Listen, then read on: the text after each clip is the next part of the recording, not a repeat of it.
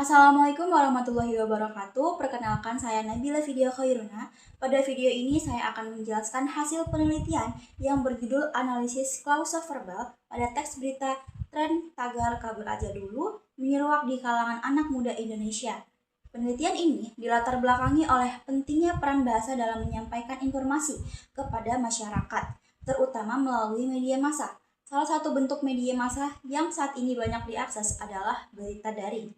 Dalam sebuah berita, informasi umumnya disampaikan melalui penggunaan kata kerja atau verba yang membentuk klausa verbal. Oleh karena itu, penelitian ini dilakukan untuk mengkaji bentuk-bentuk klausa verbal yang terdapat dalam berita CNN Indonesia mengenai tren tagar kabur aja dulu. Berdasarkan latar belakang tersebut, penelitian ini bertujuan untuk mengidentifikasi dan mendeskripsikan bentuk-bentuk klausa verbal yang muncul dalam teks berita tersebut berdasarkan unsur fungsi sintaksisnya. Untuk mendukung penelitian, digunakan kajian sintaksis sebagai landasan teori.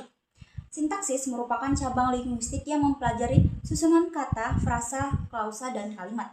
Adapun fokus penelitian ini adalah klausa verbal, yaitu klausa yang predikatnya berupa verba atau kata kerja. Berdasarkan teori yang digunakan, klausa verbal dapat dibedakan menjadi beberapa jenis, seperti klausa verbal aktif transitif, aktif semi-transitif, aktif intransitif, dan pasif. Selanjutnya, penelitian ini menggunakan pendekatan deskriptif kualitatif. Sumber data yang digunakan adalah berita CNN Indonesia berjudul Tren Tagar Kabur Aja Dulu menyeruak di kalangan anak muda Indonesia yang terbit pada tanggal 7 Februari 2025. Data dikumpulkan melalui teknik baca, dokumentasi, dan catat. Kemudian dianalisis dengan mengidentifikasi unsur sintaksis serta mengkelompokkan jenis klausa verbal yang ditemukan. Berdasarkan hasil analisis, ditemukan 4 bentuk klausa verbal dalam teks berita tersebut, yaitu klausa verbal aktif transitif, aktif semi-transitif, aktif intransitif, dan pasif. Dari 10 data yang dianalisis, klausa verbal aktif transitif merupakan jenis yang paling dominan, yaitu sebanyak 5 data. Sementara itu, klausa verbal aktif semi-transitif ditemukan sebanyak 3 data. Sedangkan klausa verbal aktif intransitif dan pasif masing-masing ditemukan 1 data.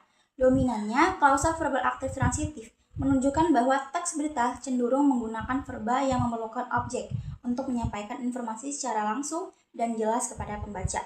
Selain itu, keberadaan klausa semi-transitif, intransitif, dan pasif juga menunjukkan variasi struktur sintaksis yang digunakan untuk membangun informasi dalam teks berita.